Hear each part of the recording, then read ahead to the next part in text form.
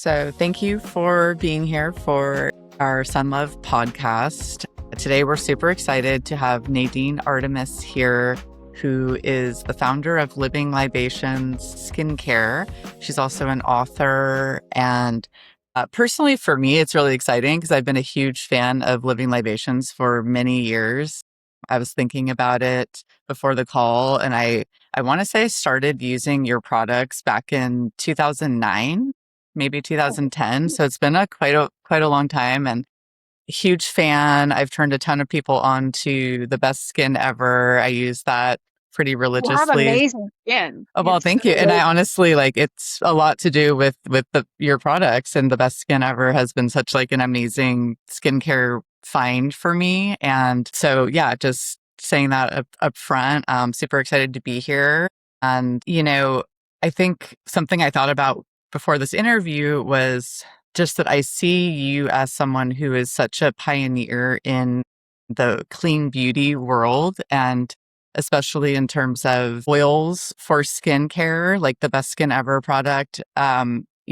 Just I feel like you were very ahead of the trend with your understanding of skincare in general. And I would just really love to kind of, before we start diving in on the sun specifically and rituals surrounding the sun, like just have you tell us briefly about your experience of how you came to start Living Libations and just how that all came about. Because I think what I feel is that there's a lot of intuition that you bring to the table with how you approach things. And I'd be really curious how you started off on your journey as an entrepreneur and how you got to where you are right now. yeah, well, thank you for that intro. And I'm so happy to be on a podcast called Sun Love. As a kid, I was just concocting things that made no sense really, or just taking my mom's Chanel perfume and mixing it with like the baby powder and stuff like that. But in grade nine, we were doing a science fair project, and I had this moment where, like a rare self-directed learning moment where you like to pick your own thing. And I found this book on making perfumes, and I was kind of obsessed with perfumes at the time. But again, they were just like,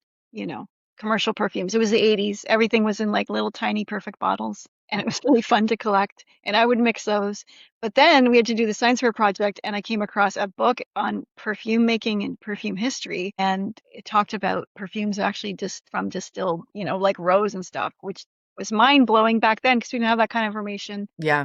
Didn't really know it was connected to plants. Well, and those bottles weren't really connected to plants, but it talked about these substances that perfumes were made from called essential oils, and you could probably find them at a health food store. So Mhm. my mom took me to the big city. We got those oils, and then I did recreated L'air de Temps using essential oils. That was back in grade nine.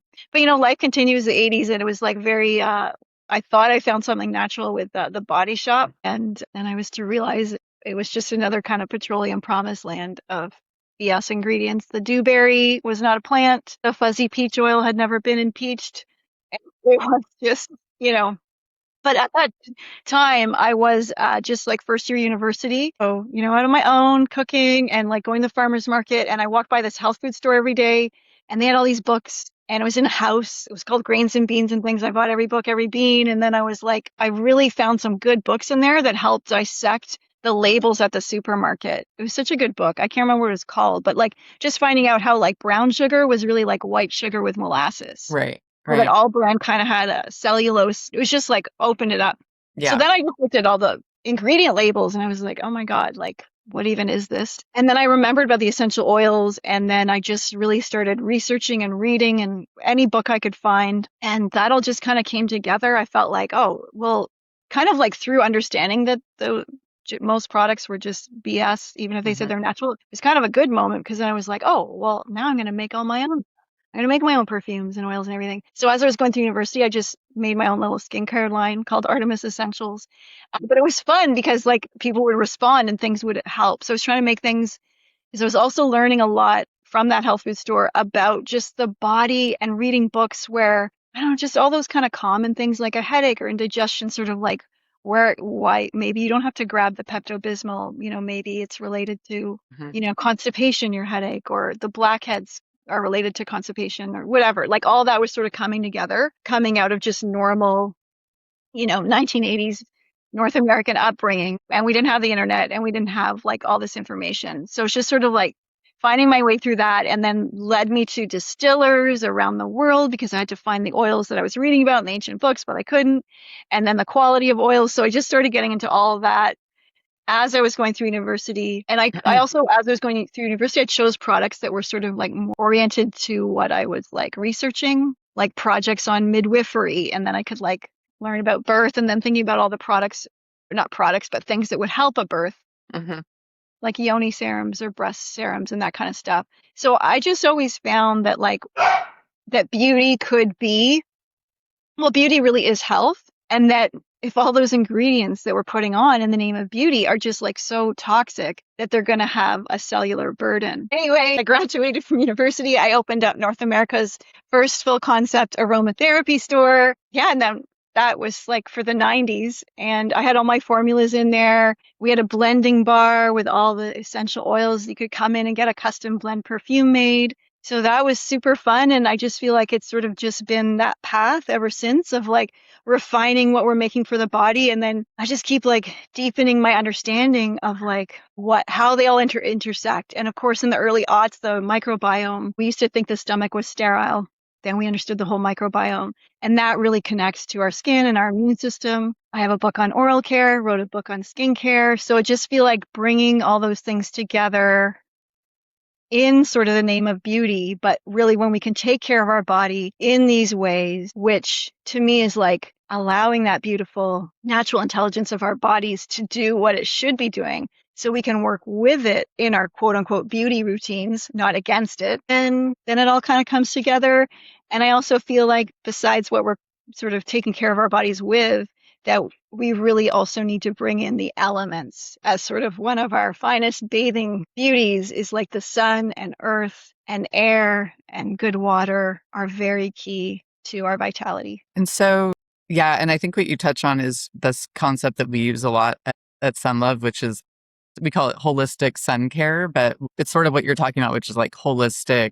It's everything. It's the skincare is part of your holistic practice, as well as what you put in your body and things like that, and how that all affects everything. And I actually have to credit you with, I'm like a huge proponent of eating sauerkraut for my Oh, skin before. And I remember right. actually getting that from you many years ago from some interview I heard or something somewhere. And you talked about that, how, your gut is very connected to your skin and this and that. And, it's great to eat a little bit of sauerkraut like before every meal or something like that. And I've kind of have been doing that religiously for many years now and totally swear by it. And I see how just it's that whole interconnected holistic thing. So it's really, again, I think just intuitive and interesting. And when you were coming up with like the facial oils and things like that, am I wrong that there really wasn't very much out there then at the time when you started? No, I don't think so, because really it was just either drug store, body store, a Commercial kind beauty of. counter. Hmm. When I was 19, so like 1989 or 90, I did go to Australia, and there was like farmers markets there, and the people that were crafting like beauty care products, I was really like just was like, oh, it just was like, but now it's so much more common, or there's Etsy and there's so many awesome micro beauty entrepreneurs, which is great. But yeah, Yeah. I really feel like back in the day, there really wasn't anything like that. Yeah. No, I feel like for me, it was kind of groundbreaking because I think that philosophy before I came across your products were, oil's not good for your skin because it's going to clog your pores. And that was like Yeah. the philosophy back in the day. And so it I was like remember, yeah, counterintuitive. it just reminded me there was one brand that was at a health food store called Aubrey Organics. I don't know if it's still around, but that was sort of like the purest, closest thing that you could find. Yeah. Yeah. Another thing that came back to me when I was thinking about this, it's another thing that I feel like you have done very intuitively as well. Like there's this video that you made. I guess it was probably like on YouTube because it was probably from 2009 is when I saw it. And it was you kind of like demonstrating how to use the best skin ever, kind of like next to like a little creek or river or something, and you were like dipping the washcloth and like cleansing your face and washing it, and it was so cool. But like I remember being enthralled by it, just thinking like, oh, that's so cool. But what you were really doing was like creating what I feel like so many brands are trying to do right now, welcoming people into your universe where you show and the philosophy, but it was really ahead of the time. I mean, it was really, that was before the kind of social media we have now. And so That was you, like one of our first YouTube videos. was it? Yeah. Yeah, and not that we've done too many since then. Well, it was really impactful, obviously. So, it was just really cool. But I felt like it just really added not only like an informational layer of like how to use the product, but it was also more than that. It was like kind of like whimsical, and it kind of like entered into like the world of Living Libations, and kind of like I thought that was really cool. And again, just something that feels ahead of its time, I guess. Thank you. Yeah, I feel like we are kind of a realm, and we do like to find so many solutions, like, for the things in our body and to care for it. So it kind of has grown in what we offer, because I feel like, oh, we got to take care of the nose, we got to take care of the sinuses, the mouth, and all these things, because it's Yeah. all, I feel like it's that kind of stuff where we can get sort of micro imbalances or symptoms that can kind of throw us off, and that sort of more, just the softer things, which can easily be taken care of. Like some things that we feel so burdened by, there really can be solutions, for like cystic acne, rosacea, hair shedding, gum receding, gum bleeding. Like we can do this. We can take care of it without, resorting to drastic things. Right. Yeah, I'm really Yeah. keying in on what you're saying about nature and balance. When I think about the gut microbiome, the stat that always blows me away is that in our body we have more cells that are not human cells than we have our own, Yeah. and it is a balancing. And when we're in a state of disease, it's really because that balance has been interrupted.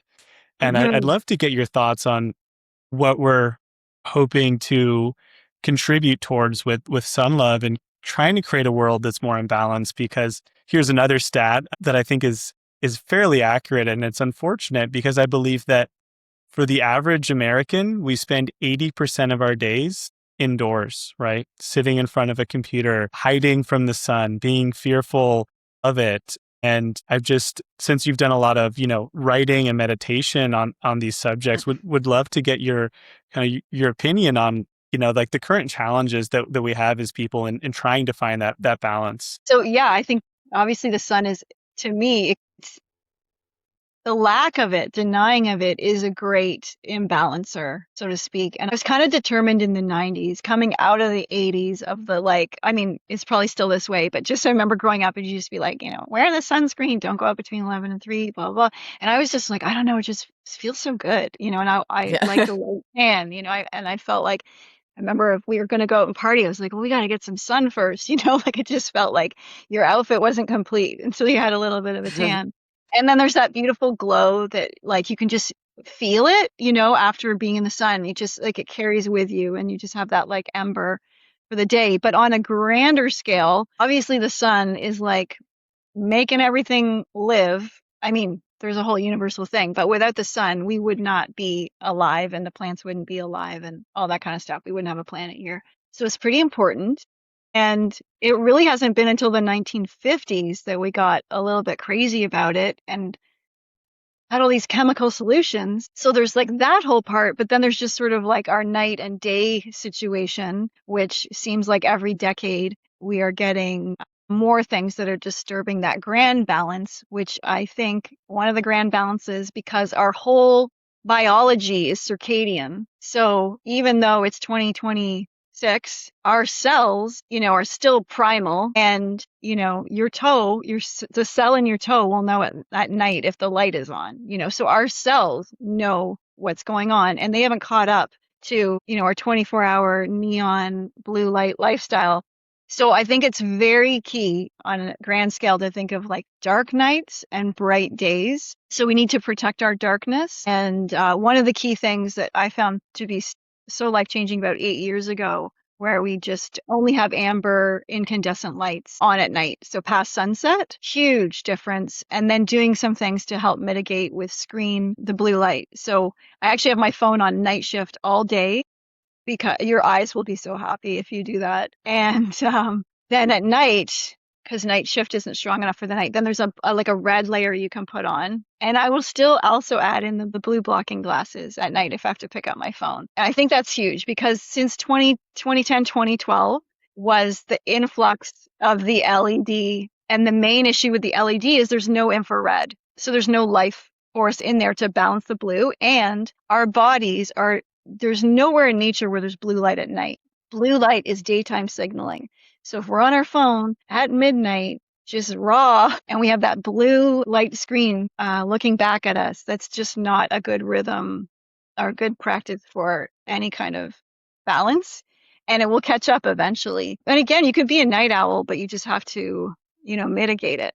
So we need the dark nights and we need to preserve that melatonin production, like silk eye masks. You want to make sure there's no even tiny light from a device in your room. You want to put some black tape over that. And then in the daytime, you're right, we do spend like 80% of our time inside, and we do need that daylight. So even, your work environment, if you can work with natural light, is very good. And then there's things you can mitigate with your screen to help that, or like yellow daytime glasses if you're doing a lot of computer work. All of that helps the day and the night, the cortisol and the melatonin cycles, which they switch over around 3, 4 in the morning. So we really need to guard that, because even if you switch on the light at night for a second, it depletes, like there's a shock depletion of melatonin. So if you need to even look at your phone to check the time in the middle of the night, I always put my red glasses on to even look at it for 1 second. I'll just be like, and it really is so helpful to just have some basic daytime, nighttime, like lining that up to the circadian rhythm is really key. And then, of course, the daytime and then it being in the sun, and the ways that we can engage with it, like sunrise, sunset, those are key times. And there's no violet ray at that time. So I also think like a circadian app is a good idea, because you can, there's D-Minder, circadian, so you can just see at your longitude and latitude, the rhythms of the sun. Because it's, especially here in Ontario, where we're building up to the sun will set at like around 9:30 in June, which I love. But then in November, it's setting at 4. I don't love. Don't love as much. But so that's also very, for me and for sunbathing, that's really important to know. Because I like to really bask in that morning light, which there's no UV. So there's just, because the main thing people are worried about is the UV, which we can get into. But first, bask in all that sun, that's like before the sun sets, that first, sort of 6 to 9 in the morning. Soon, actually, the sun will start rising at 5. A good day for me is if I can just be in the sun that whole like 5 a.m. to 9 a.m. moment. I love. I added up all my sun sessions last year, which doesn't include the sunrises and sunsets. It was like over 300 hours. And I'm not a prune.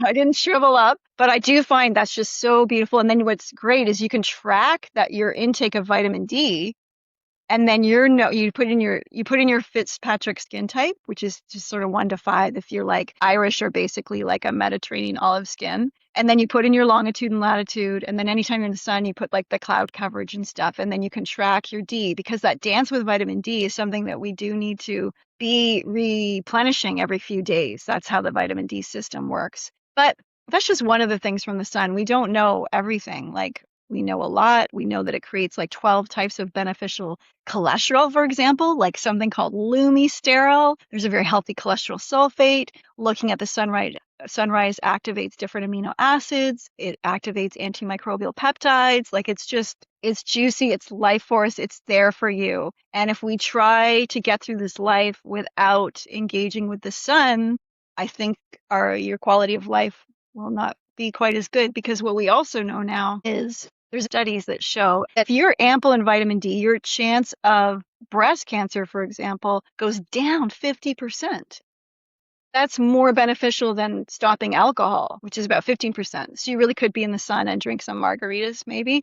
Maybe not. But so we just really, there's so much to learn about the sun, and there's so many nuances that have nothing to do with that tanning moment. Now, the tanning moment I think is also key, but like there's just a whole array and a whole nuance to like different times in the day when it's offering you different things. And then the UV time which is important, and you don't want to hide from that either, but that's where you just want to be more mindful. And you do want to build up that melanin base. And then you've got that excellent product, which creates that internal sort of sunscreen, which is a lot of studies that show foods rich in pigments really do help. And then we make Everybody Loves the Sunshine oil, which is like golden tanning oil, which is rich in pigments because studies show that topically pigments really help. I call it harmonizing. It harmonizes, not a sunscreen, it's not a sunblock, but it harmonizes our skin to receive those rays. And for some people, that beautiful natural oil, it will increase their time. Like that Irish lady, it could increase her time in the sun by like 15 minutes or half an hour. Or the olive skinned guy, he's fine all day, and then the oil's just giving him that really rich tan. So we can also look at it in ways like that. And then if you need to block, because there are times, you're surfing or whatever, then you want to use something like zinc. We do make a Everyday Sunshine with zinc, but if you are looking for a zinc, you want to do a non-coated, non-nano zinc, no titanium dioxide. You don't want any titanium dioxide in that blend. And it's not a sunscreen either, but the sun rays bounce off zinc. That's sort of why it's that classic lifeguard protection, because it's just the rays bounce off and then you're not absorbing it.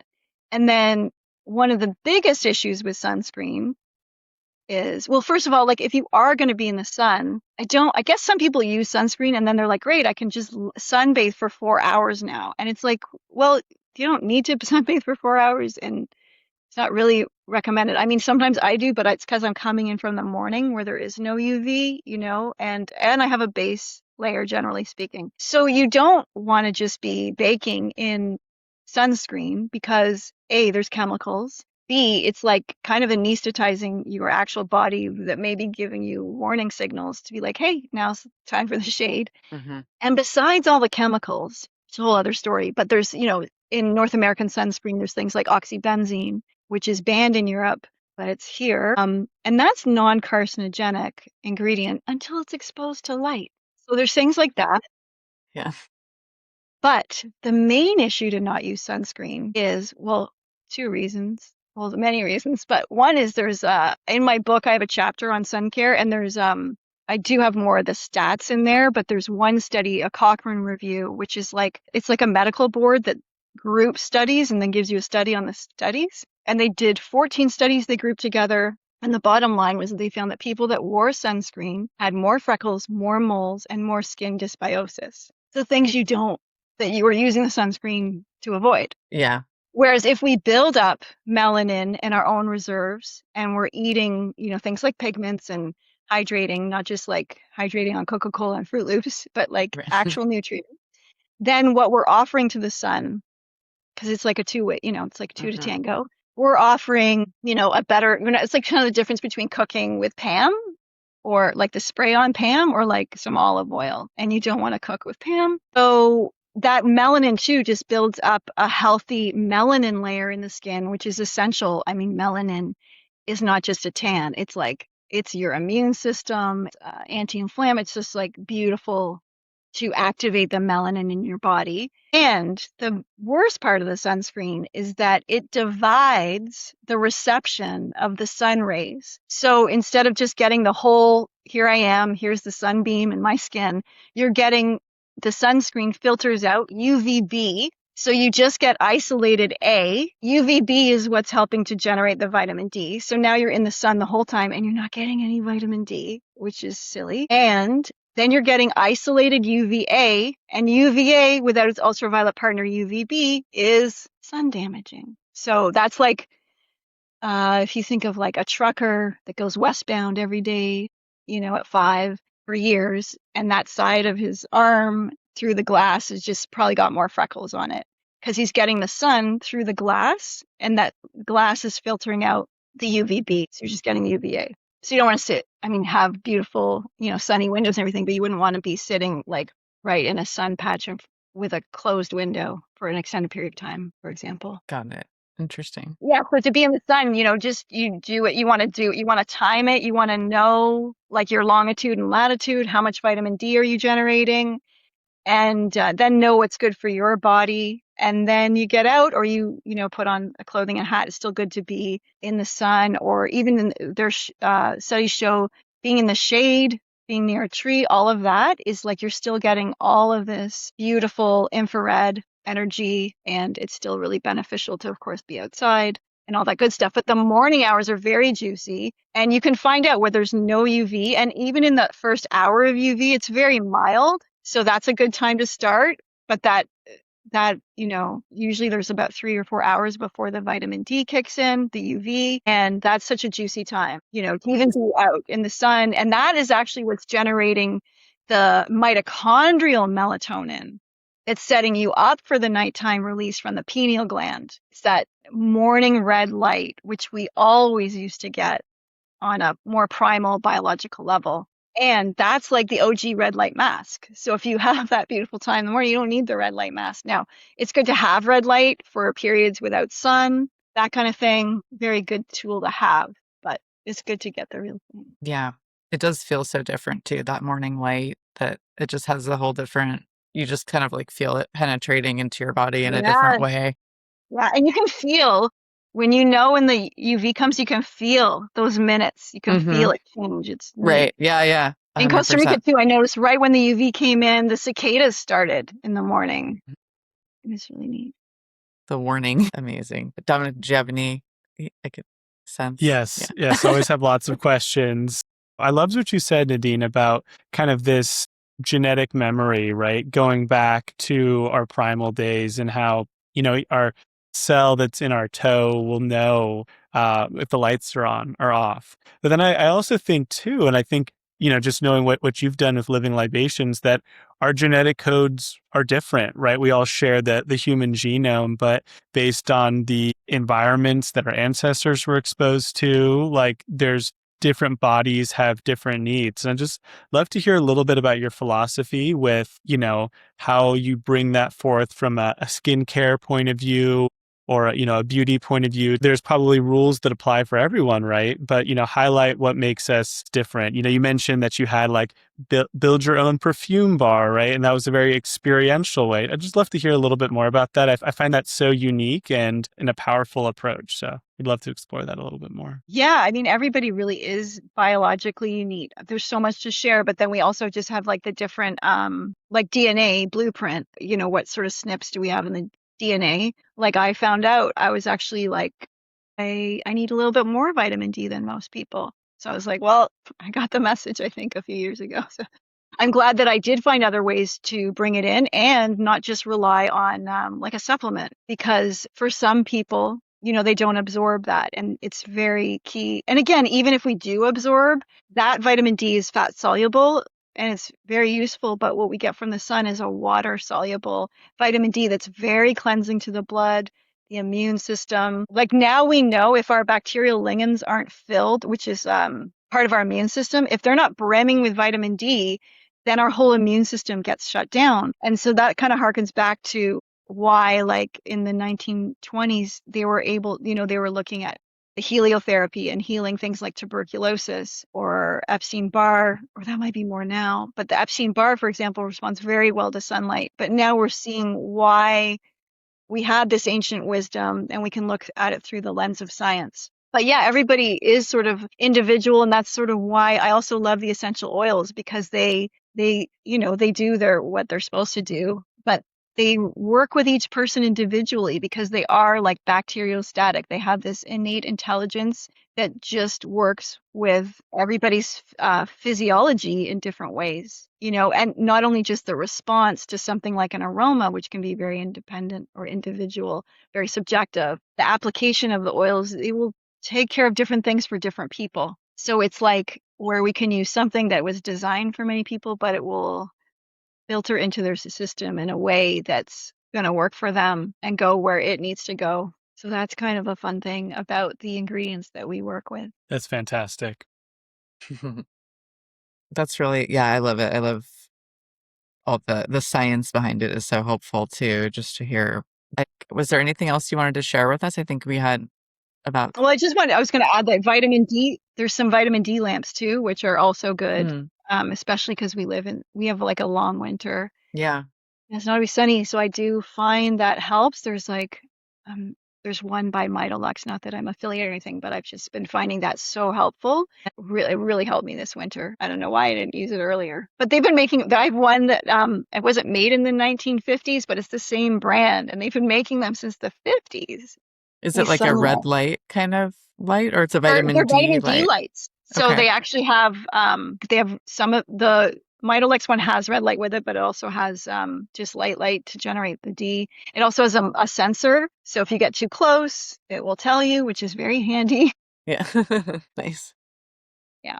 But This has basically, been yeah, I was going to wrap it up. There's a lot of ways to enjoy the sun, but it's not like you're just going to lie on a tropical beach for 3 hours and like, whoa, here we go. Like you could maybe, and you could build up to that at certain times of day, but we want to be mindful. We want to interact with it wisely, but it's definitely there for us to feel on our skin, to bring into our bodies, and to just enjoy life with. It's one of our greatest dance partners. Yeah, my big takeaway from this conversation is to experience more sunrises, because I Yeah. didn't even like realize all of the benefits of greeting the sun every day. And like, I identify as more of a night owl.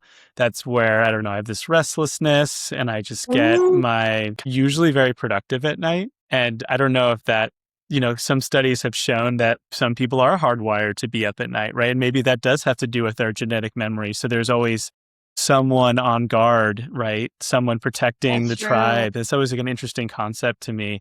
But now I'm feeling like I'm missing out. So I need to experience more sunrises. Well, you got the sunset, Yes. very juicy too.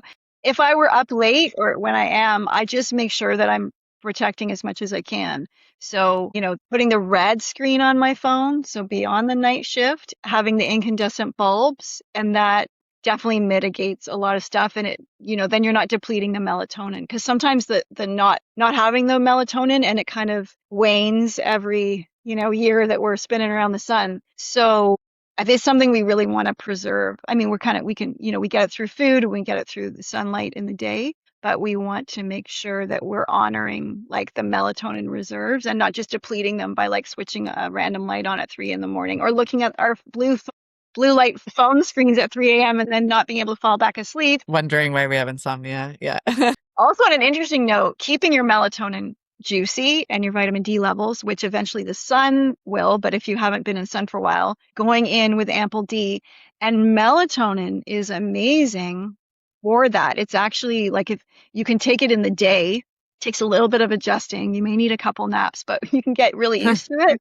And I could eventually do quite high dosing in the day and not be sleepy at all. Because when you activate it with the sun, it kind of isn't sleepy, but it's like literally such an amazing sunscreen or harmonizer, for lack of a better word. Like it will protect you from getting sunburn. Interesting. Yeah.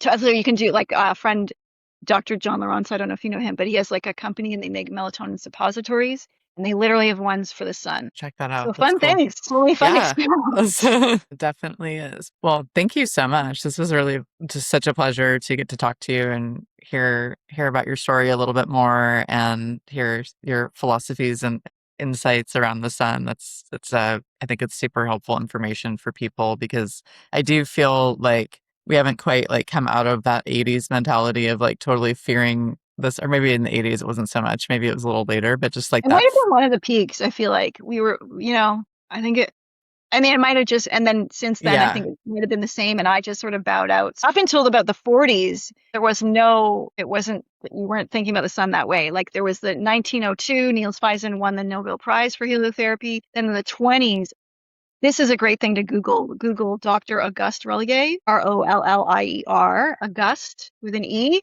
He had this clinic in Switzerland. All the pictures are black and white, but the hospital, it's out in the Alps, and there's beds and verandas, and all the kids are like in the snow with like shorts, and it's like a whole tanning hospital. And people come from all over the world, and they're curing their rickets, their tuberculosis wounds, etc. And then even in the 1940s, Mademoiselle Coco Chanel was saying, no outfit is complete without a tan. And then the sunscreen came. Yeah. Also, I mean, it's kind of around the same timing. I think I've heard a lot recently about just the whole seed oil thing, and like when that came up more, that sort of has aligned a lot with people Yeah, I getting mean, a more lot. burns and skin cancers and things like Yes, that. it's one of the. I do have a study from like the Los Angeles Institute of Plastic Surgery. I think it's in my book. I haven't quoted it in a while, but anyway, the bottom line of that study was like most melasma and skin issues come from those commercialized polyunsaturated fatty acids, like the Mazola canola corn. That's what's creating, which if you eat a standard diet, it's hidden in things too. It could be about 20-30% of your caloric intake if you eat normal, like whatever that is, just Yeah. processed food, if you're a whole processed person. I live on an organic farm, so I'm a There lucky. you go. Wait, I avoided Yeah. this fate. But they found that people that were on that standard diet, is like their skin looked about 10 years older Right. than normal, and the amount of hyperpigmentation and melasma. It's really one of the main instigators. Yeah. Yeah. Yeah, But- that canola. I always think But then everyone about fears the sun instead. if you have a hammer, everything looks like a nail. And around that time period of human technological development, we had like petrochemicals. Like we Yeah, it was have, like a real chemicalogical development. It was Yeah. like, I think I remember a cover, not that I remember, but I saw a cover of Time in the 50s that was like, I think they were throwing like disposable plates, and this guy was just like, yay, like, right, look what chemicals can make. Cool. And so we've sort of been recovering from that ever since. One of my favorite books on the sun was written by Dr. Bernard Ackerman, and it's hard to find. And this title's something like Myth on Myth, Sunlight and Melanoma. He's the founding father of dermatopathology, which is more kind of hardcore than dermatology. It's the study of disease in the skin. And he's so into the tanning. His book is amazing. Like, he does a full takedown in there of the derma sunscreen industry. Is pretty remarkable. It's a very remarkable book. Cool. Check that out. Myth on Myth. It's something like I Something like might that, have that a yeah. bit wrong, but it's Dr. Bernard Ackerman. Oh, okay. And he was always sporting a tan. yeah. Amazing. Well, this is a group of disruptors, right? For the good. And it's been a really pleasant conversation, Nadine, like getting to hear your expertise and your philosophy that's so based in nature and really, human-led design. It's all things that are near and dear to our hearts, and really appreciate being able to chat with you this evening about them. Thank you. It was my pleasure. Is there anything else you wanted to share before we sign off? Or okay. I'm good. I mean, you can come visit Amazing. us at Living Libations. And if there's anything I've said that you have more questions on, just email us. We're happy to answer. Amazing. Yes. And there's Love a it. co-branded giveaway, Jessica, that we're doing, Yes, right? we have one. I actually have the products right here. I was looking at them. Woo! So excited. I think it was the Sun Care Kit or something. I can't remember Yes. the name. So that's Sunshine Kit. Everybody loves Yeah. the Sunshine Kit. you got So the oil, a little bit of the zinc, and then you got your vitamins in there, right? then the we'll kit? add Yeah. we'll add our products as well. So we'll have our PLE supplement that does also help you kind of fortify against the sun from the inside. And then Which is literally like half the battle, so to speak, is like bringing the right body to those rays. yeah. And then we have our topical mist, which is like one of my favorite products, especially to combine with the best skin ever. It just like Yeah. your skin just like glows so nicely. So we'll include that as well. So it'll be a fun little giveaway for sun lovers. Perfect. That's a good way to sign off. Until next Yeah. time, sun lovers. Yeah. Thank you so much. Have a great evening.